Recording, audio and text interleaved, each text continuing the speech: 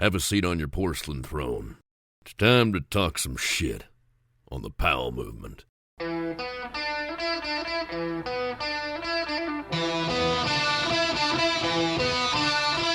Welcome to the Powell movement. I'm your host, Mike Powell, and I hope everyone had a great 4th of July. This is going to be another interesting year for our country, and I'm not looking forward to the drama. But I'm preparing for a lot of it. I'm also preparing for some very important news. This week, my wife Ange goes in for a big scan. This will let us know if the radiation treatments from 3 months ago actually worked. This is such a huge test for us, and it's really, really scary, but it's our reality. And I've kept you in the loop of how things have gone for the past 2 years, and I'll continue to do so. I just hope the news I have to share is good news, because I'm so sick of being sad and watching Ange suffer through this bullshit. And while cancer dominates our lives, we're both still living. And in July, the Pacific Northwest is all about crabbing. And one thing Ange and I are both really excited about is getting back on the water and pulling pots. Actually, Ange just sits back and watches as my buddy Pete and I pull pots, and that's what we're going to be doing every Sunday and Monday through August. But you're not listening to this podcast to hear about me pulling pots of crab. You're here for a podcast, and this week I have a great one for you. Gerard is an Olympic gold medalist and X Games gold medalist who's just as comfortable filming in the backcountry as he is on the slopestyle course. And he's got an awesome personality. He comes off as a fun kid who's not afraid to tell it like it is, which makes for a fun show. Before I get into it, I want to ask you to tell a friend about the show. It really does help things grow. So does rating and reviewing me on Spotify or iTunes. So please do that. It's greatly appreciated. Finally, I want to ask you to support the brands that make this show happen. I only work with the best brands, and they are Liquid Force, Peter Glenn Ski and Sports, Stanley, Best Day Brewing, Elan Skis, and Outdoor Research. Now, let's talk with Gerard. I'm going to start with the Natural Selection event, which is the most insane event in snowboarding. And before you were part of the Revelstoke event, you lost a couple of duels. And the one I want to talk about was the one with Travis Rice. But we're not really going to dive into the duel. You got to go and stay with Travis Rice and learn from him for a few days. And were there any key takeaways on the hill or off that you take away from a guy like Travis? Yeah, I did. That was a really cool one. Probably one of my favorite ones. It was a good organization to that duel, too.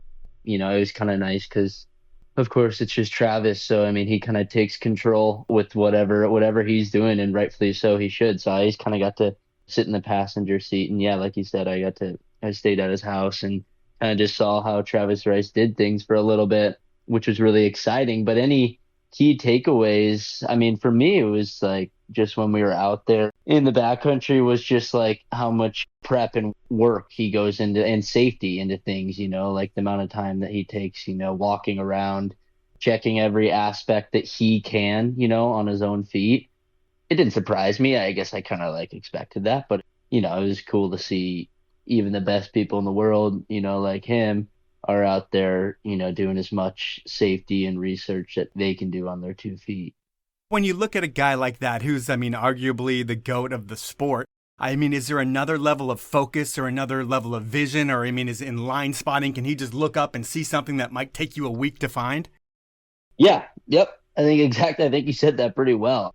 I think he totally can. I think that, he's had so much time out there doing what he does. So I think that naturally he just looks at things differently. And also I think he's a different type of human, he looks at life, I think, a little bit differently if I had to guess. And yeah, I think he 100% can sit there at the bottom and you'd be looking at one hit and he would be looking at the face and seeing 5 different hits all at one time, Yeah, it's pretty incredible what he's able to do. And when you get into the Revelstoke event, I think that happens through a fan vote on the internet and you get in.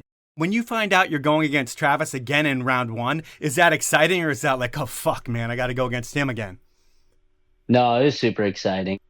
I was hyped to actually go up against him. And, I honestly thought I was like, man, I think I got a good chance against him again. And yeah, it was really close. But no, I was just really excited to go up against him again. And, there was a little bit of a game plan going into that because there's a seeding event where you get to choose what rider sometimes you would maybe want to go up against or what order you'd like to go against. And when it kind of came to me and Travis, we were already so far down there, and there's no good guy you can really pick when it comes to like who you're going to go up against in natural selection. It's like it's all very big, heavy hitters. So yeah, I just kind of saw him. And I'm like, oh, this would be funny. Let's do this. And when you're going against a guy like him, or when you're going against any great in a sport, they seem to get the benefit of the doubt. And with Travis, like I said, arguably the GOAT in the sport, he created the event. And when he goes down early in his first run and he still scores higher than you, were you surprised with that? Yeah, for sure. I was super surprised with that. But yeah, I mean, like you said, there's a lot of examples of that in every single sport, I think. But yeah, I mean, when you're going up against a guy like that, and like it's kind of something my dad's always told me too, growing up. When you go up against guys like that, if you're gonna beat him, you gotta beat him. You have to make it very clear to the judges that you won that, and there's really no other way. Honestly, I think I did do like an okay job at that, but it was a very confusing time. Like the service went out, the Wi-Fi went out or the live stream, sorry, went out. Yeah, that was. Yeah, it was just kind of like that whole like second half of it, not due to anyone's fault, obviously, and all. It was just like kind of a little crazy, but. Well, I guess based on what your dad had to say, when you tie and run too, that means you should lose. Like if you're going against the best in the world and you're going to tie him and you're not going to outright beat him where every single person in the world is like, he won, then like your dad said, maybe the tie goes to the GOAT and he gets that one. So maybe you weren't really screwed in that event. And I'm sure you probably don't even care. You're just stoked to be at that event. But thinking about competitions, you've competed since you were like 10 years old. And I'm sure you've been screwed by judges before. Is there one time that stands out more than the rest as the worst of being bent over and screwed by judging? Yeah, you're right. I mean, I think anyone, who's been like competing as long as I have has, or really anyone that's done competition snowboarding in that matter has been screwed by the judges. But there's a couple ones. Oddly enough, X Games has always been one where I felt like I've ridden really, really well at, but never have like gotten the result that I should have, I thought. Up until this last year, obviously. But even this last year, like I had to fight for it. I had to like really, really fight for that, like I think that if you were to ask everyone in that contest, and not trying to be cocky at all or do anything like that, but if you were to ask everyone in that contest, I probably should have won that event with my first run. But, still yet they throw Mark, up higher and whatever. I'm just kind of going down the stream here or whatever. But yeah, I mean, I had to battle for that one. But yeah, everyone's going to get screwed by the judges. And with that matter, with what I'm saying as well, it's like, it's just kind of part of the game and who you come out to be after. The one that I thought you might have thrown out there, which you didn't, is the 2022 Olympics. You end up in 4th place. Oh, yeah, I forgot about that. But when you look back at your runs, well, I don't think you should have won. I think there's a strong argument for you being on the podium. Do you feel that way as well? Yeah, absolutely. I mean, while you were saying that, it like struck me right in the head. Without a doubt, the biggest one and like the hardest one for me to swallow to the day is 100% that 2022 Olympics for sure. That whole podium there was like a very questionable thing. Like, if Max wouldn't have won and all these other things wouldn't have happened. Like the whole thing was such a nightmare with bad judging. And yeah, no, I definitely thought I should have been up there for sure.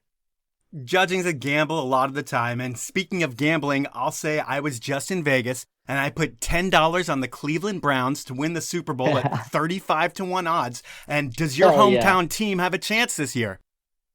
Oh man, I'd like every year you could ask me that. I'm going to say we're going to have a chance, but I don't know if we've done a great job of proving that by any means. But gosh, I hope so. That would just make the middle of my season 10 times better. All right. Well, growing up starts in Ohio. Your family's absolutely huge. There are like 8 kids. I think more than half of them are boys. And that shit's crazy to me because they say it costs about $250,000 to get a kid just to 18 years old. Thinking about that, what do your folks do to pay for all these kids? Yeah, that's funny you ask. Yeah, my dad was a bond broker back in the day.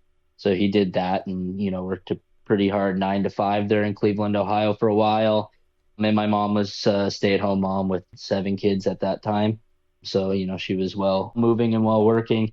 And then, my dad was able to start working outside of his office like a lot more frequently. And that's when we started spending the winters out in Colorado. And that's when I was like 7 years old. And so he kind of did that his whole life. And I thank him and my mom so much for being able to do that because growing up was definitely crazy with a lot of brothers and a lot of sisters, and there was a lot of scrappy times, but it was fun. I mean, I can imagine like the family vehicle is like a 12-passenger van. Yeah, we always go back and forth on this. I say it was a 2000 Excursion was our family mobile. And it's still there. We still run it all the time. When we're going out to dinner in Silverthorne, we take it everywhere we go. It's the only thing that fits all of us. Nice. And I think you start snowboarding at like 2 years old or something like that. But the family eventually moves to Colorado when you're 7. Why the move? Is it just to get you guys on the mountain more because everybody loves it? No, not at all. It was actually my mom. Like you were saying, our whole family's from Cleveland, Ohio. My mom and dad were born there, and eventually, those winters really start to get on you. And my mom is a person that needs to be in the sunshine and around electric activity and outside activity and all that. So she I call it a little midlife crisis. She definitely doesn't like that, but she was the one that fully had us moving out to Colorado. Had nothing to do with snowboarding, and like she always says I started snowboarding when I was 2 years old, but I definitely started snowboarding when I was like 7 years old. I might have done like 2 or 3 days a year before that. So I definitely started out there, and I'm very appreciative of that move. When you get out there, I'm sure everybody gets into the mountain kind of lifestyle. How often are you able to go? I mean, is it something where it's like you're going multiple times a week, or are you guys weekend warriors? How does that work? When we first moved out there, it was definitely a weekend warrior style for sure. And then, like my mom would, if we were lucky, some years we would like get taken out of school early to go. And then when I was like kind of in like fifth grade, we started this homeschool, not homeschool, but like online school back and forth from like public school and online school. And I started to do like 10 o'clock days at school. And then, 10 o'clock to whatever I went snowboarding and kind of tried to make up the school after that. And then eventually we just kind of went to full on online homeschool. And, I think that was like seventh grade or something. Okay, and back then, if you're in Colorado and you competed, you went to the parks at Keystone and Brex. I think it was like the Freeway and Area 51 or whatever. Were those your stomping grounds, or were you more Copper Kid? Yeah, for sure. Growing up, I was all Breckenridge, a little bit of Keystone, but for the most part, I lived at Breckenridge. And, like to the day, I still think they had some of the best jumps in their prime. They're like the funnest jumps in the world, I thought. But then, yeah, definitely in my later, probably maybe 13, 14, 15, I started moving over to Copper a lot more and kind of have been there ever since. And then thinking about what else you were into other than snowboarding when you're coming up. I mean, did you skateboard, play music, video games, D&D? What are your hobbies growing up outside of the mountain? It was all, yeah, the skateboarding. It was just all anything I could do to get on a board were my hobbies. I have no music talent or whatever, but I skateboarded a ton. I'd, go bicycling a little bit, but it was like in the summers, I was a diehard skateboarder, and that's like all I wanted to do was just like go skate a mini ramp or go to the skate park or go do whatever. And then winter times, it was on the board, on the snowboard. Snowboarding wise, you start competing on the USASA level, and based on how fast everything happens in your life, I'm going to guess there's success pretty early on. Were you kind of like that child prodigy kid by the time you're like 10 years old? I wasn't, oddly. I was very lucky to make the U.S. Olympic team, the rookie team. I think I made it when I was 13 or 14. Yep. But prior to that, I really did no contest. I probably have like 3 to 4 USASA competitions on my record. And from my recall, at least, I don't remember doing good at any of them. I grew up, my family was so against contest snowboarding. My brothers hated it. They thought it was the lamest stuff in the world. They wanted me to go film snowboard movies and make edits and all that. And that's kind of what I did from when I was like 10 to, 15 years old or 14.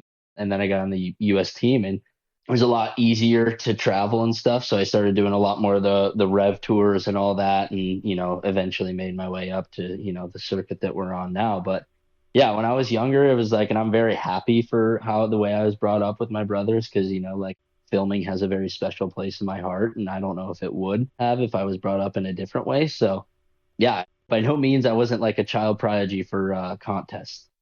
Now, just thinking about your brother's influence on you and the balance of contest riding and video parts, it's something that you've done since maybe like Insight with Transworld since you were 15. I mean, you did it beforehand too, but I think that's the first big video part.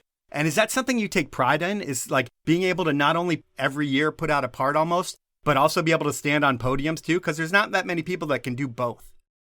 Yeah, exactly. No, you kind of said it great. I do take really good pride in that. And my season's not really complete if I'm just doing contests, and my season's not really complete if I'm just filming. It makes for really, really long winters and all that, but it feels good at the end, to feel like you had a good competition season and a good filming season. I've only gotten to say I've done it a couple times, but when that happens, it makes summer a lot better for sure. But I mean, yeah, I kind of think if you're into competition snowboarding, you got to be filming as well. Okay, and I read by the time that you were 12 years old that you had a sponsor list of Burton, Arnett, Woodward, Copper, Camtrol, Celtec, NXTZ, and Hobo. But it's like, did you ever even try to become a sponsored snowboarder, or did it all just like happen to you? No, I mean, not really. I mean, I always, it was like, I wanted to be on Burton when I was a kid so bad. Their program, the Burton Smalls team was like one of a kind, and it was the coolest thing in the world. And that was my goal, was to be on that team. But, some of the other ones, obviously, when you're a kid and you hear sponsors, you're like, literally, I don't care if you're a lamp company or, the local 7-Eleven, like, give me whatever. So I just want to put a sticker on my board. So I think, like that sponsor list is a little bit of that. But yeah, I mean, really just I wanted to be a part of that Burton Smalls team. And I think those other ones were just kind of like, stickers, let's do this. And when you think about being sponsored, one of the coolest things, especially for a teenager, is boxes of free shit. And was there one haul or shipment that really stood out in particular as like just totally blowing your mind? Yeah, for sure. There was a couple, honestly. I mean, anytime I got like a new order from Burton, like I can just like remember going through the packages, and it's like one time I remember having like 2 boxes show up that were like up to my shoulders or head, and I open it up and it's just like, oh my God, so much gear. And it was like, no, it was the shit. That was like days I will never forget and like dream about still. Getting products the best. It is, man. And thinking about other days that you won't forget, how about the first sponsored trip that you went on? Like, who was on it where you're like, I can't believe I'm riding with these people? Oh man. There was a couple for sure. Like, yeah, some of the first Burton Smalls shoots that we did where it was like myself, Kyle Mack, Gabe Ferguson, Brock Crouch, Darren Mack. We did one of those to Aspen, Colorado, and we were like on the old X Games course, the spring after X Games or something. I remember that one was like pretty incredible. I was like just kind of like starstruck for sure by all those guys, because like they had those prodigy kid careers. So I was like super starstruck by that, but also just like seeing how good those guys were and like riding around with filmers and photographers and all that. It was the coolest thing in the world. It was awesome. We'd like snowboard all day, and then we go to the Aspen skate park after, and it was so cool. That is so cool, man. And then when you have a sponsor like Woodward, do you pretty much live there? And how important were the foam pits and the trampolines to your trick progression? Yeah, for sure. That was more maybe a little earlier than like the Burton Smalls days. Right when we moved to Colorado, my dad always would take me to Woodward every Tuesday. Okay. And I lived on the trampoline and the foam pit. So like, 7 to probably 14 or something, those were like massive days for me at Woodward. It started out going every Tuesday, and then I think I probably got that sponsorship, and it was kind of like a 5 to 7 day a week thing. And it was awesome during the winter too, because like all my friends that did like early, Copper always does the half pipe early season, the half pipe contest. So like I go in there and like there's so many fun people there, like Toby Miller and Taylor Gold and all these people that are like in the half pipe contest. They're there, and yeah, it was a really cool, fun time. Do any of those guys take you under their wing because you're like that little kid throwing doubles at 12 years old? For sure, there were some people definitely, but it was funny. Like I really only rode with my brothers, when I was younger, and then I made this friend group through the Burton Smalls team, like with Brock and Gabe, and like me and Toby Miller used to ride a ton. And so like once I kind of met people my own age that were like at my ability of snowboarding, that's kind of like when I created a friend group and stuff like that. But I can't really remember like any like older pros that kind of like took us under their wing. And you had that whole Kirk's Camp thing too. What was that thing all about? I think I did like a month or something with them, but I think it was just like a coaching organization. Okay. Yeah, my first like real coaching experience was just with the US team. It's time for my first sponsor break, and I'm so stoked to have Liquid Force as a partner. Liquid Force has been supplying the world with the best wake gear since 1995, and that premium gear, the wake, park, boat, surf, and foil boards, are not just equipment, they're a statement that screams, I'm not just in this for the activity, This is my lifestyle. While Liquid Force boards are packed with technology that will make anyone from the first timer to the up-and-coming pro a better rider, they don't throw all that in your face. You feel that tech when you ride, and you'll find all the details around the tech on their website. But Liquid Force takes pride in creating a fun, inclusive culture that encourages everyone to escape the drama of everyday life and have some fun on the water. To make your summer better than ever before, head on over to liquidforce.com and see what I'm talking about. If you find something you like, I'm going to save you 15% with my one-time usage code. At checkout, enter the code POWEL15. That's all capital letters, the number 15 with no spaces, and you'll get that discount when you check out. My next sponsor is Peter Glenn Ski and Sports. Summer is right around the corner, and based on the past couple of years, it's going to get really, really hot. And getting in the water is the perfect way to enjoy the heat. But you need to do it right, and Peter Glenn is your one-stop shop for all of your needs this summer. Think wakeboard, water ski, kneeboard, tubes, swimwear. They have everything to make your summer more fun and functional. Peter Glenn has all the brands, all the products, a knowledgeable staff, a best-in-class website if you can't make it into their stores, and a low price guarantee. That's right. If you find a lower price on a product that Peter Glenn is selling at a reputable dealer, call up Peter Glenn, let them know that price. They will match that for you. That really does help support the show by buying from Peter Glenn, and they're going to give you free shipping on orders of $50 or more. Peter Glenn isn't one of those big guys trying to take over the industry. They're the mom and pop shop that you've trusted to get your gear you need at the best prices for over 70 years. To find out more, head on over to peterglenn.com. My final sponsor this round is Best Day Brewing. And while I love the taste of a good beer, I don't always need the alcohol. I mean, my life revolves around driving my kid places, running errands, interviewing people, and all of these things I do better when I don't have a head full of alcohol. These days, when I'm not partying, I still like to enjoy an ice-cold beer, and that's where Best Day Brewing comes into play. I love their hazy IPA, the Kolsch that you can get on all Alaska airline flights, their Electro Lime Cerveza, which is the first Mexican-style NA beer that I've loved, and their new White Belgian style. They're all just so amazing and have just as much flavor as any alcoholic beer you're going to find. And they average about 60 calories a beer, and they won't get you in trouble. That's when I'm not partying. And when I am partying, I mix in a few Best Days throughout the night, and I found that by doing that, I can stay out until last call. You should try it. To have the best day or night ever, head on over to bestdaybrewing.com and get 15% off your first order. And if you make that order over $50, we'll throw in free shipping. You can thank me later. Those are my sponsors. Now let's jump back into the podcast. So that happens at 13 when you make the rookie team. How does it happen? Getting on the rookie team, you said? Yeah. I don't really know how it happens. I think it's one of the, like, they're kind of watching you the season before very heavily and, just seeing, if you kind of have what it takes. And now that I'm kind of thinking about it and talking about it, we were the first generation to be on that U.S. rookie team because I joined in 2014. And that's the first year that there was an Olympics for slopestyle was Sochi. So we were the first group of kids to be on that rookie team. So it was like 7 of us. And it was pretty funny when we all kind of got the call like that spring in 2013 or 14 or whatever it was. And we all like kind of talked after it, like our little group of friends, like, are you making on the rookie team? Did you make it on the rookie team? So, I mean, yeah, I think they just kind of watch what you put out on YouTube and these edits and your word of mouth. I'm not too sure how it all happens, I guess. I mean, nowadays, it's just like, how are your contest results? But for us, it didn't really feel like there was a lot of those contest results. So you make the team, everything's happening so fast for you. And I guess you probably had the biggest sponsor of your early sticker list in Red Bull. And they create so many opportunities for their athletes. And while I know you're only on them for like 3 years, what was the best experience you had on the Red Bull brand?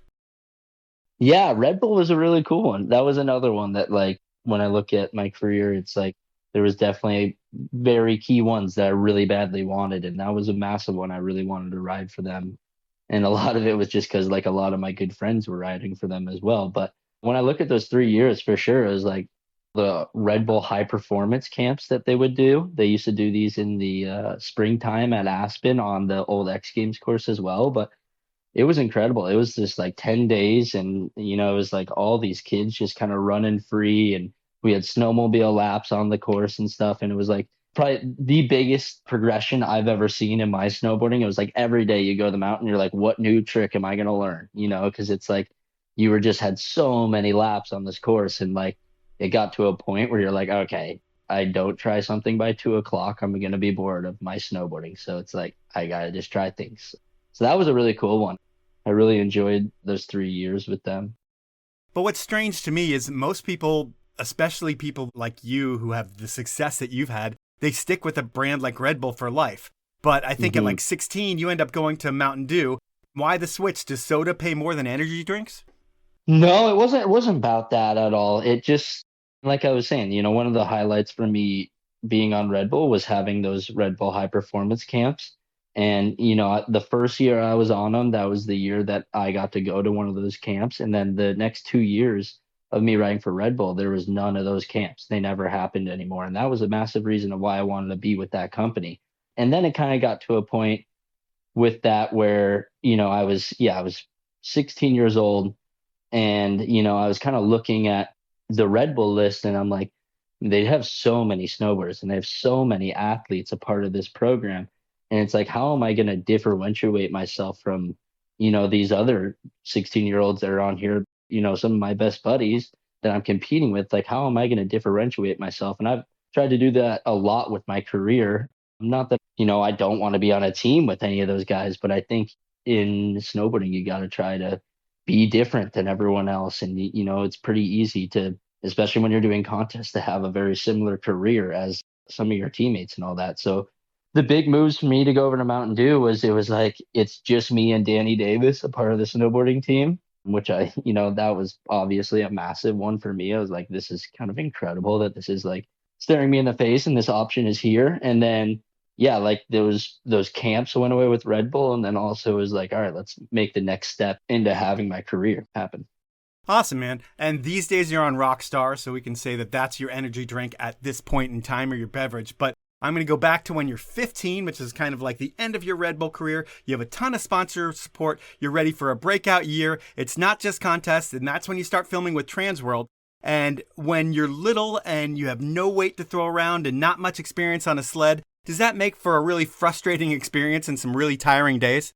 Yeah, no doubt. I was definitely kind of thrown into it with that one. It was really cool to get to film with Transworld. I think I did 2 years filming with them. And yeah, like the first year, all thanks to Leland McNamara, who was our videographer that took me around and did all that. And that was an incredible experience. And like, yeah, I think that at that time, I just had this vision of like backcountry snowboarding as like, oh, you guys land in soft landings. You can't really get hurt in a way. I don't really know why I was thinking you can't really get hurt because it's powder or whatever. But yeah, I was kind of thinking, I was like, oh, this is going to be such a fun thing. And then, when your alarm's going off at 4 a.m. and you're not getting back to the hotel room till 6 p.m., I quickly learned how long the days were and how hard they were. And then for the next few years of your life, it's like a mix of competing and filming. And like I said, you're one of the few guys that do both. And while we're not going to talk too much about filming in this podcast, when you look back on your film career, what's the part that you're most proud of? I think when I look back on it, it's probably, the start of when we filmed that Joy snowboarding film. Mm-hmm. That was a really good part for me. And I tried really hard with that. And that one's definitely my favorite, just because I really tried to do as many tricks as I could in the backcountry. And it was cool. We had a fun time for sure. And when you think about it, though, do you think that you could or would have done better at contests if you just focused on slopestyle? Or on the flip side, would you have a better video part if you just spent your time filming instead of mixing it all up? Yeah, I mean, I think definitely on the filming part, if I wanted to, if I just went in and wanted to do filming, I think I could definitely have a better video part if I kept contests out of my way. And I don't know as much on the slopestyle side as far as like doing good in contests if I were to only focus on them. I think that a lot of the times filming has helped me get my mind off of contests and then when I get to go back to contests, I feel a little bit more refreshed and kind of ready to go. So I don't really have a direct answer for you. I think, I've been very lucky in my career to be able to do both of them. And I don't really know and don't really have a vision if I were to just do one of them, how it would go. Well, I did read or I heard somewhere that you said that around 2017-ish, you were already thinking about stepping away from competing to just focus on filming. Is there any truth to that? And can you explain what was going on in your head? Yeah, there was truth to that for sure. I think that at that time, I just hadn't really found a flow in slopestyle, I think. Like I said, that was a weird it wasn't a weird time, but it was a time that I really wanted to be like different than, I think a lot of my teammates on the US team. And I love those guys, but I just needed a little bit of difference in my life. And I hadn't really had much success with contests yet at that point. And I have had a little bit of success with like filming in the backcountry. So I really wanted to do it. And, all my idols of like snowboarding were kind of all filming at that point, it felt like. Yeah. And then, that year in 2017 or 2017 and 18, I got a lot of success with competing. And I really found, like what they say is true. It's like winning is very addicting. And, now I really can't see a world without competing. I really do love trying to put together slope style runs, and like the feeling you get when you do put together a slope style run and everything works out is like unmatched. It's like that drug high, it's what you search for. So yeah, that time in 2017 was a weird one. And I thank my parents actually for keeping me going with that. Yeah, didn't they tell you that, hey, like, we're totally cool with you quitting, but just give these Olympics a run and just give it your all once and we'll see if it works out. And then after that, go do whatever you want? Was it kind of that kind of deal? Yeah, exactly. It was like during Christmas time or something, and it was either the year of the Olympics or the next year or something. But they like took me down to Starbucks, and they're like, "All right, we don't really care what you do with snowboarding, but the Olympics has meant a lot to us in our lifetime." And they're like, "I don't really think you know how much the Olympics means, so you should really try to make this team." And I'm very happy that I did, for sure. And so from the time you make the team through the Olympics and after, you're traveling the world with a bunch of your friends. When you start traveling the world at 15 years old with a bunch of dudes that are 15 years old, and you guys are probably pretty immature, probably like to laugh, probably like to have a good time, what kind of mischief are you getting into? And are you pissing off your coaches and doing shit that's like super funny, but not funny to people that are managing you? 100%. Oh yeah, our coaches, Dave Reynolds and Mike Ramirez. Man, I probably made Dave Reynolds' life so damn hard those first couple of years. Like, I was on this high of like, I'm away from my parents and you're not my parent and I can kind of do whatever I want, for sure. There was definitely a lot of that, just being like a shithead kid, for sure. And I thank Dave Reynolds for sticking with me through that process, because now I look back on it and I'm like, what was I thinking? Like I'm 14, 15 years old in a foreign country without my parents. Like, you are my parent. You're right. You can tell me exactly what to do. So you make it through that time and stay on the team, so nothing is jeopardized there. You don't get in too much trouble, or I don't know if you do or not, and it doesn't even matter. But in 2017, it's when things start clicking for you. You go from not making finals almost ever, or not making finals very often at all, to being expected to be in finals, it seems like, through all of 2017. Are you doing anything differently, or does it just all start clicking? Obviously I'm just trying to learn tricks to get better, to get to like where Mark McMorris was at this point, and Stolly Sandbeck and all these people. I'm like, still definitely behind them with all these tricks. So I'm like trying to learn those, and did get to learn a couple of those tricks in 2017. They did start clicking. So, I mean, in that way I was doing things different, but it's like, I think more than anything, I was just like trying to do as many contests as I could to try to find like the type of competitor that I was. That took me a little bit to realize how I want to go about competition, and do I take this seriously, do I goof off the whole time, or what do I do? And to the date I still don't really, it's like that experiment that I really don't know, and I don't really think I will ever figure out how to go into a contest or whatever. But I definitely started getting ideas and things started working more for me, and my nerves weren't as high, and just like figuring out stuff like that. But yeah, I think just like trying to learn tricks and like really practicing on my runs helped me a ton, just like with making finals and all that. Just becoming more of a consistent snowboarder is what I was trying to do. And with your run, and you say practicing your runs, do you have like one run where if you land it, then you'll throw in a harder trick after that, but you have like your cookie cutter, this is the hardest run that I have that I land, I think I'm going to make it onto the podium? Yeah, for sure. I've kind of always been that kind of guy. Like, we spend so much time in the fall going over to Australia and Europe and all these training camps. So I really try to like think of a run, like a cookie cutter run, for instance, with like 3 jumps. I'll try to like just have that in the back of my head of like where to start from with ideas for contests with like runs. And obviously the courses are always different. The conditions are always different and all that. But for the most part, all my runs are based off of like that run that I was thinking about during these training camps.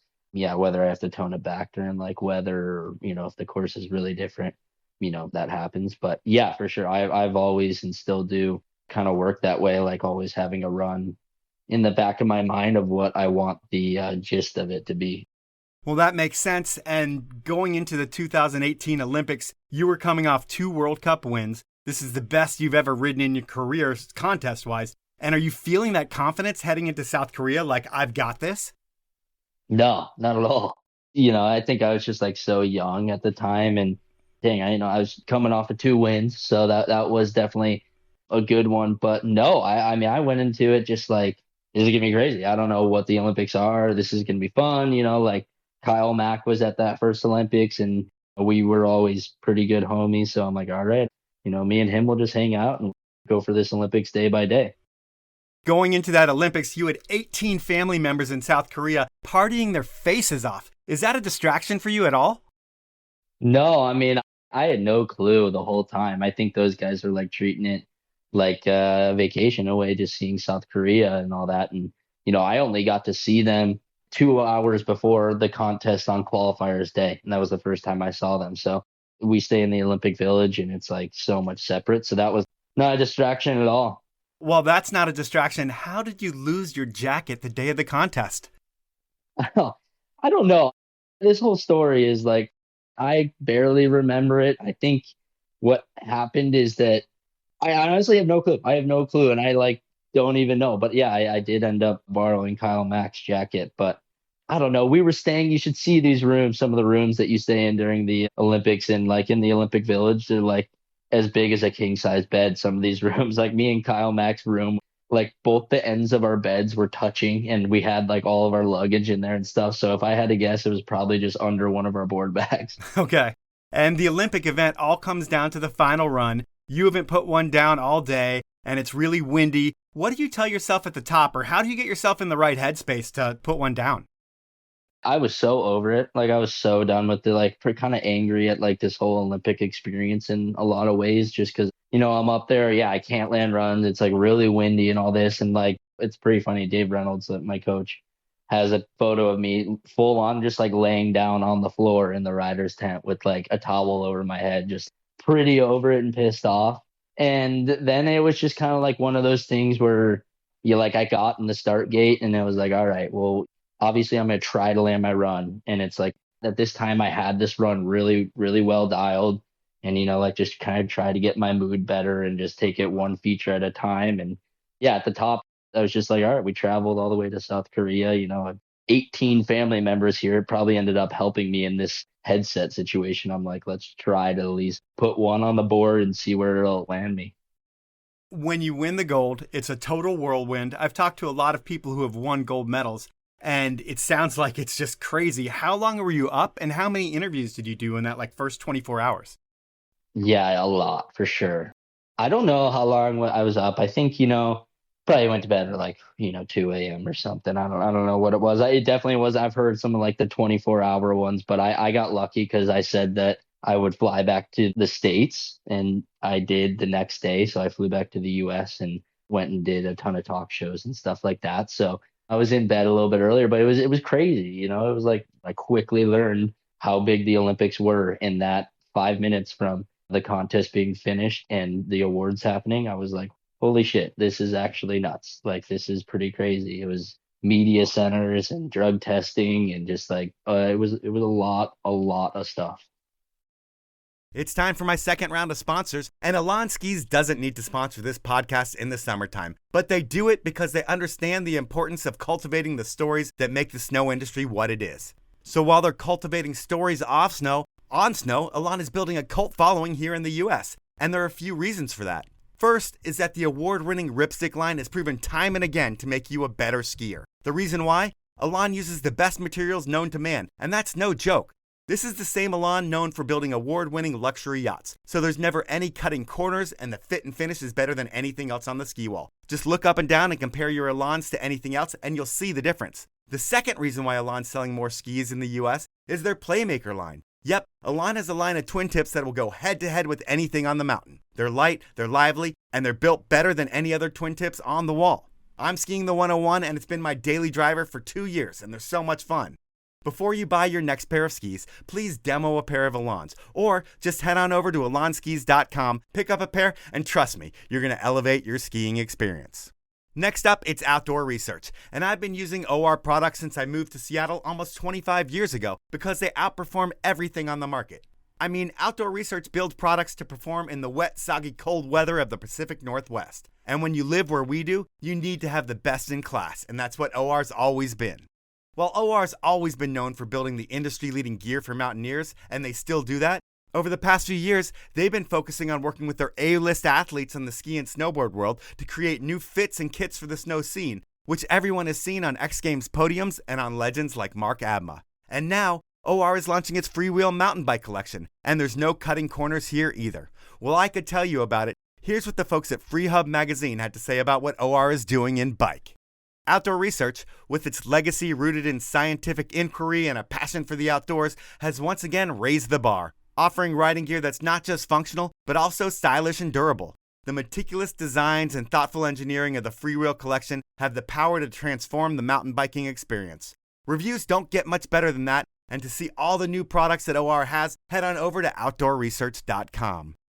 My final sponsor this round is Stanley, the iconic Northwest brand that invented the category of keeping things hot and cold over 100 years ago.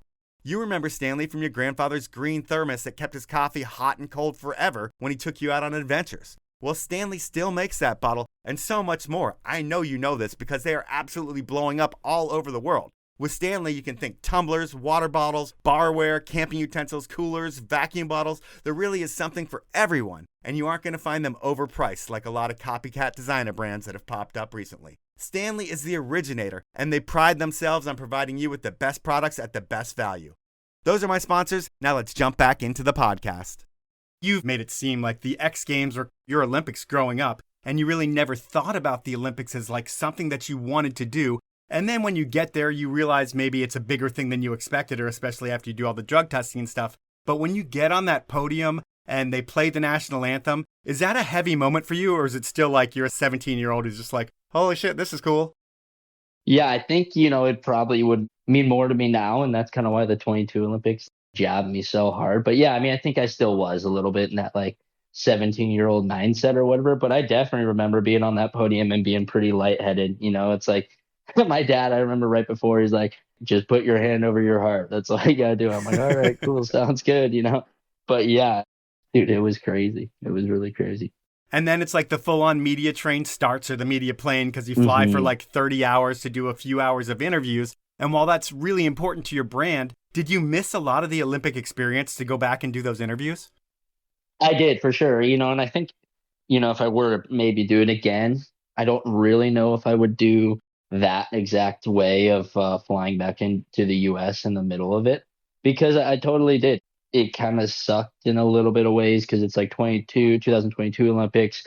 It was COVID, so we didn't get any experience of like the whole Olympics and all that. And, from what I've heard from all my teammates and stuff, like the 2018 Olympics in South Korea was epic. There's a lot that you could go see. And for the snowboarders, we had a full 3 weeks in the middle of our competitions where we could have went and cruised around and done a lot of fun stuff. So I don't know if I would do it exactly the way that I did in 2018 again. I think I probably would stay there and get that Olympic experience that everyone talks about. But when you think about that media tour that you did, and you think about the impact that it had on your social media accounts, on your social media platforms, do you gain hundreds of thousands of followers overnight from winning an Olympic gold medal and doing that tour? Yeah, which was cool. Like I'm saying, there's like pluses and minuses to it all, for sure. Like I'm happy that I went and did that. I'm happy that I experienced that. I don't know exactly if I would or would not do that again. But yeah, like I had the funnest time. We landed from South Korea, went to Los Angeles, did Jimmy Kimmel like that night or something, spent the night in LA, flew to New York for 2 nights, and then was like right back to South Korea. And, that was like my little time of like feeling what it would be like to be like an A-list celebrity. It was a really, really crazy experience. And for like me at 17 years old to feel that, it was nuts for sure. Especially, when we're talking about before the Olympics, I really didn't even know what this meant and like, what the impact was to it. And, I think I just quickly learned that the Olympics is a whole new scale of competitive snowboarding. Oh, that's so cool, man. And when you get back to South Korea, you have one more event left and you've won gold. You're in demand. You're living on cloud nine. Does that make it hard to focus on big air?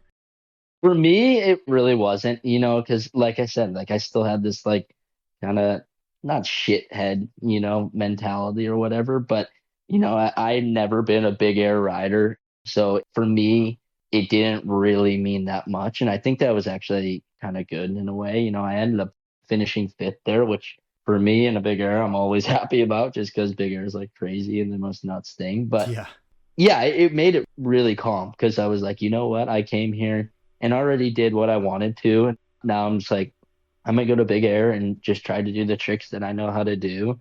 And I'm not going to like do anything crazy or, do anything nuts to risk me getting hurt or something. So I treated big air like a really fun contest. And it really was. It got warmer. I think I rode in a flannel that day, which was like epic. Oh, it's so awesome, man. And outside of your medal, what is the highlight of the Olympic Games for you? Highlight of the Olympic Games. I think, like I was just saying, where it's like I don't know if I would go do that media tour again. By far, for me, the highlight of it is like winning, of course, but the highlight is like doing that media tour. It was so cool, like the amount of people that I got to meet and like stories and experiences that I have, and just like the easy stuff of like seeing how live television works. Being in a green room and like understanding the amount of pressure that all these talk show hosts have on them, and like understanding other people's jobs at the age of 17 years old, or like at that age, like understanding the amount of pressure that some people have on me. And like I'm using like a TV host as a case or whatever, just because I think that they're crazy that they can sit up there on television and talk for as long as they can and hold it together. And like me at that time, I was like, that's impossible. That's like insane. I don't know how you guys do that. So it was really cool how fast in those, 3 to 5 days of doing that media tour, how much I felt like I was able to mature and understand real life scenarios a lot more. Oh, wow. So while school wasn't a big thing for you, you're learning on the road. That is great. You have a few World Cup wins. You have an Olympic gold medal. And what you don't have is a great result at a core snowboard event until like the 2019 Burton US Open that you won. Does an event like the Open mean more than a FIS event or even a Dew Tour just because of the history of it, or do you not care? Yeah, I think that Olympics that I won obviously is like means the most to me and was like the craziest thing ever. But definitely below those, it definitely goes either that US Open. Yeah, I think probably that US Open that I won in 2019 definitely is the second most important contest for me that I've won. That was like an incredible thing. And I mean, that was one that like I would always watch on TV, and it was always presented really well. I feel like because it was getting into the springtime of snowboarding, so it was usually good weather, and always the most like monumental snowboard runs happened at that event. So for myself to like be a part of that winners group is definitely high up there on the contests that I've won. And that's a bold statement, being that you won the X Games this year. I know. I was sitting there like really taking my time with them, like which one meant more. But I still have to say for sure, like that US Open was just nuts. Okay. And now I'm going to talk about sponsorship quickly. And we talked about you being on Rockstar, and I would think that beverage category probably pays the best in snowboarding, or at least it does for a lot of people. But then looking at you, you had Burton head to toe at one point, and while they're still your board sponsor, does it pay to break that up? I mean, is it better to have a couple different sponsors for each category? Yeah, I think it does a little bit, yeah, like moving over to Rockstar for me, essentially it was the same thing, or it is the same thing as Mountain Dew. They're the same brand, Pepsi, right? Yeah.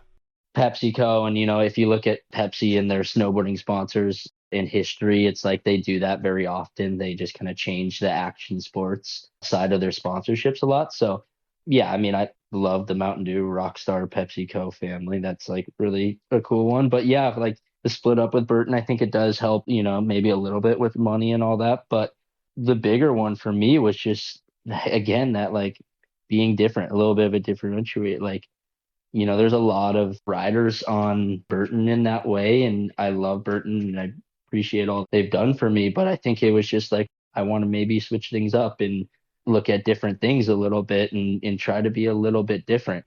And I'm not trying to take a jab at anyone or make it a deal out of it. It was just, a cool opportunity that was presented to me. And yeah, and I think it was also a way for me to try to meet new people and see other avenues of snowboarding.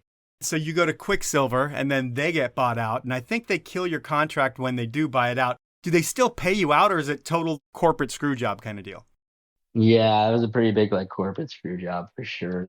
It was a bummer. I loved those guys so much, and they had such a great program going over there. And obviously, that's one of the risks you take when you do something like that, when you move to a big company like that, where they can just kind of, corporate screw you, kind of cut things like that. That's a risk or whatever. But they had such an amazing program going over there. And, I was so happy to be a part of that with Brian Fox and Griffin Siebert and Miles Falcone, and like the team that they had. It was like so much different for me because, it was like I really at that time kind of only knew contest snowboarders, it felt like, or been on teams with a lot of contest snowboarders. And I went to this team that had zero contest snowboarders at all, other than, Travis in natural selection, but they had, zero contest riders. And I kind of got exactly what I wanted for, was seeing other avenues in snowboarding with joining that team. So that was a really fun experience. And yeah. So then that ended. And again, I was pretty lucky to have a turnaround, and such an awesome turnaround, with going to Decline. And again, kind of joining a pretty similar situation as Quicksilver, where it's a great team. It's a really small team, and be kind of on a team where it's like, yeah, there's not as many contest snowboarders. And I think that a lot of people have very creative and cool ideas over at Decline. And it's really fun for me to see the way they go about snowboarding. They have a lot of great people doing a lot of great things, like you said. Who else pays you to snowboard these days? Rockstar, Burton, Dekind, Oakley, Woodward, Skull Candy, and Hydro Flask. And have you had signature products, and is that kind of stuff important to you? Yeah, it's super important. I think that was kind of also a big part of like separating things a little bit, is starting to try to work on signature products.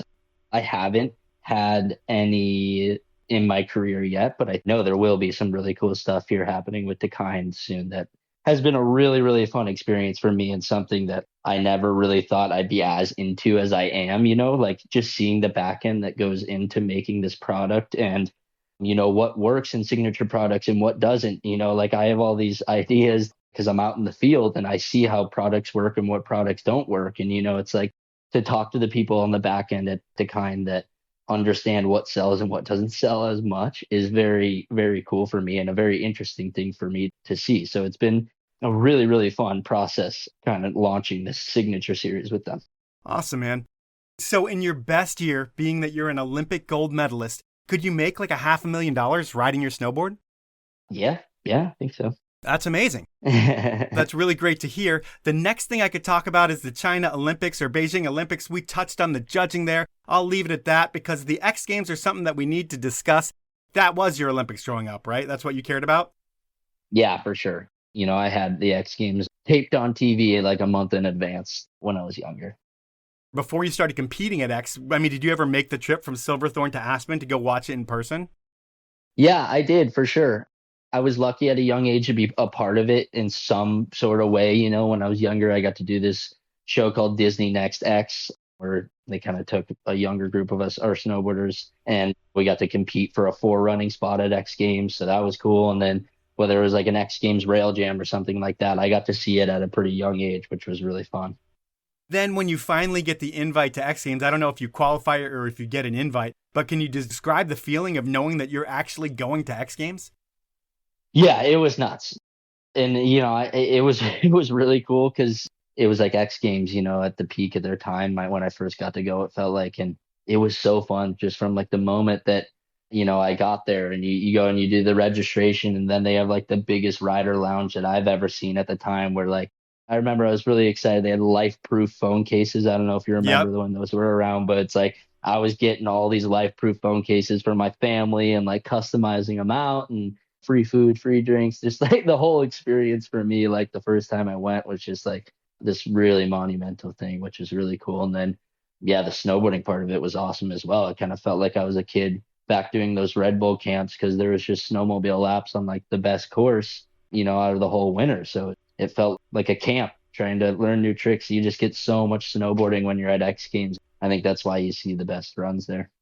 And your first showing is the worst of your career. Was that like a total letdown? Because I'm sure you have all kinds of friends and family there. You're super excited, and then you get like 9th or 14th, or I don't even know what you got, but it wasn't your best showing for sure. Yeah, I don't even remember that. I honestly don't even remember the first time I competed there, but I'm sure it was a letdown for sure. I bet I was just like so hyped to be there and like, yeah, probably just got a hold of me. Well, then I'll say the next year you were 4th, which sucks because you're like not on the podium, but you're very close. Yeah. Then the next year you're 5th, and you finally get a bronze in 2020.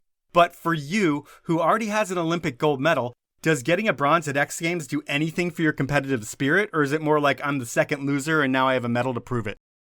I mean, it was cool to get bronze. I was super happy to get that, but that was another one where I felt like I really got screwed by judging there. You know, X Games has always tried to switch it up with different formats and all this, and I think a lot of the times that's ended up making for like bad judging calls. And that year I felt like I was really part of one of those, so I was bummed on the judging of that because I felt like I did better.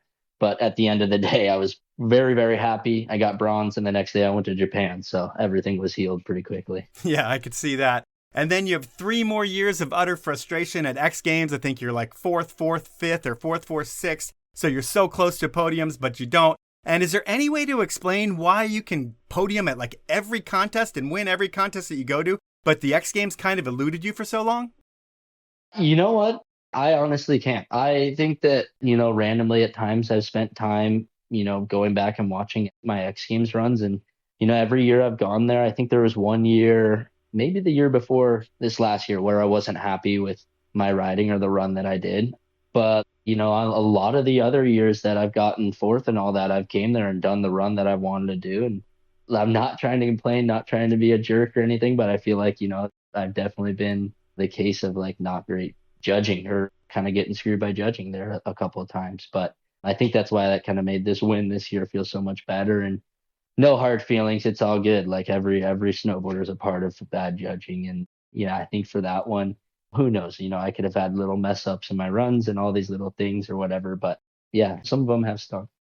When you get that first X Games gold, I mean, can you describe the emotions of that? Because, well, I think you probably realize that the Olympics is bigger at this point in life. I mean, you thought the X Games were so big for so long in your life that it's got to be such an amazing feeling to get that hardware, especially after going 9 times in a row and finally winning. Yeah, for sure. I was pretty surprised by that stat. They told me that I went there 9 times, and I was like, oh my gosh, that's crazy. But yeah, the emotions were running insane.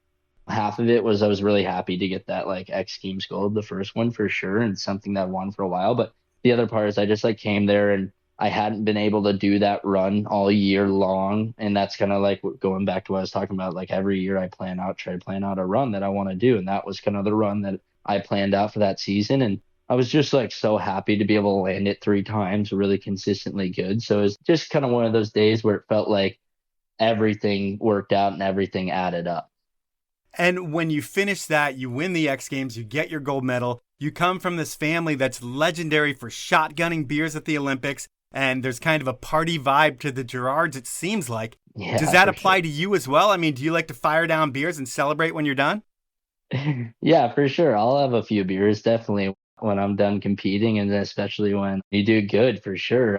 I'll definitely have a beer or 2 or whatever that means. But yeah, I mean, I think that was also just like a sick one too, because a good friend of mine, Darcy Sharp, or whatever, reminded me there. He's like, whoa, he's like, I think if I'm not correct, I think you're one of like 2 or 3 snowboarders that's won every type of slopestyle event. And I was like, whoa, that is crazy to think about. So yeah, we definitely had a few beers that night. Nice. So being that we're now like 18 months out from the Milan Cortina Olympic Games, is that a major focus for you? Is like the competition lifestyle still something that you're pursuing in that kind of format? And will we see you at the Olympics in 18 months? Yeah, for sure. That's definitely the main goal right now is qualifying for that Olympics. So I can't promise if you'll see me. I really hope you do see me there. But yeah, that's the main goal, is making on that team. And the competition spirit is definitely well alive, if not more alive than ever in me. So after those games, you're going to be 25 years old, and you'll still be able to make another Olympic run if you choose to. And while I could talk about things like Red's Backyard Foundation, we really don't have enough time, because I end these podcasts with something that I call inappropriate questions. And I get someone that you know to ask 3 questions, and they can be anything. And this time I was able to get a former competitor who is also one of your old coaches. He's a high fives athlete. I'm talking about Chris Waker. And Chris came up with 3 questions. And are you ready for question number 1 from Chris? Sure. Waker's the man. Red Gerard. What up, brother? Chris Waker here. Stoked and honored to ask you 3 intrusive questions. Hopefully get some good stories out of you. Okay, Reggie, first question. The way I see it is most snowboarders have a good poop your pants story. Being out on the hill all day, you had to have let one squeak by. So let's hear a good poop your pants story. All right, it's a very Powell movement-esque question. Yeah. Let's see what you got. I'm trying to think. I do agree with Waker. And Waker, man, he's the shit. I love that guy. But I don't think I've ever pooped myself on the hill. I'm dead serious. I'm usually got a steady stomach, but I think I'm poopless out on the hill, which makes for a bummer answer. Total bummer answer. No sharding or anything like that? Nothing, no. Because I've heard stories like that, like Sage has got a good, everyone's kind of got a good one. I would know for sure if when something like that happens. Yeah, true. All right. And then he called you Reggie there. Do people call you Reggie? Yeah, for sure. That was like a younger thing. I mean, some people still do it for sure. Like Danny Davis and Waker. It's funny. A lot of people from Vermont always call me Reggie, which I think is hilarious. But yeah, I don't know when that one really came around, but yeah, a lot of people call me that. All right, we will jump into your second inappropriate question. Question number 2. Growing up with multiple brothers in the family, you must have gotten your fair share of beatdowns and hazing. So please share with us one of your best brotherly love stories. Yeah, I mean, there's tons of these, but the first one that just popped in my head, my brothers used to do this thing to me called the fish hook, which is just brutal. It's like when you think of this and see it happening, it's like pure torture in so many ways. But they used to do this fish hook where they'd trap me down and then they make your pointer finger like a fish hook, grab the inside of your mouth and just rip on your lips, and it hurts so fucking bad. It's insane. It's brutal. I think I have straight up some permanent damage from the times at that. But there's plenty of those stories. Luckily, I think I'm the 6th kid. So a lot of the really, really bad hazing that I've heard about from some of my other brothers has been eliminated a little bit. But there was definitely some pretty good days when I was in that 10 to 12 range. How about with trampolines? Did they put you on it and triple bounce you as high as they possibly could just to see how high they can make you fly?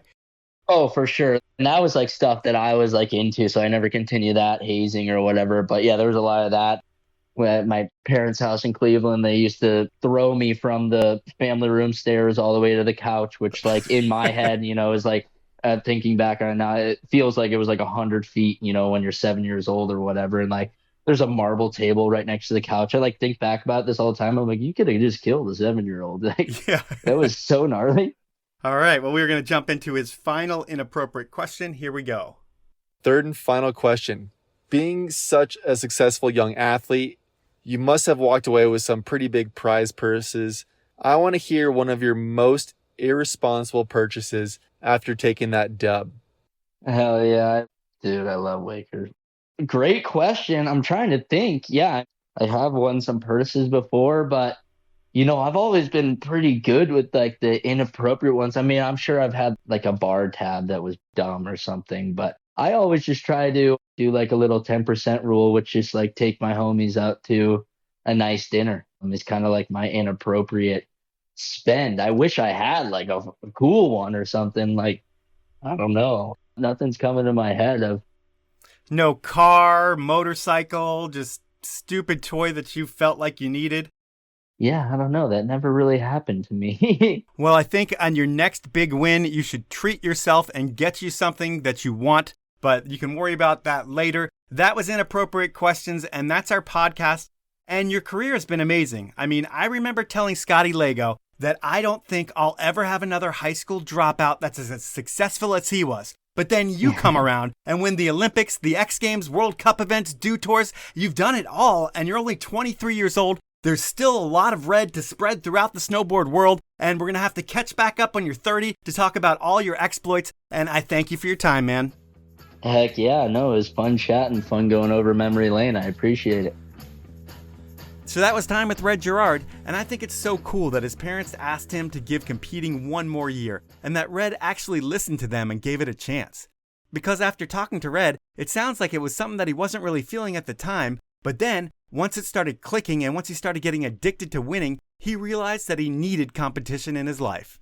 And when you grow up in a family of brothers who tell you that filming is everything and competition is lame, it's cool that Red had no problem doing both and not worrying about what his brothers thought. And you know what? I bet his brothers don't think contests are as lame these days. But what do I know? Anyways, that's the podcast. At this point, I want to thank you for listening. I want to ask you to review me wherever you listen. And please, please, please support my incredible sponsors. They are Liquid Force, Peter Glenn Ski and Sports, Stanley, Best Day Brewing, Elan Skis, and Outdoor Research. Have a great week, everyone.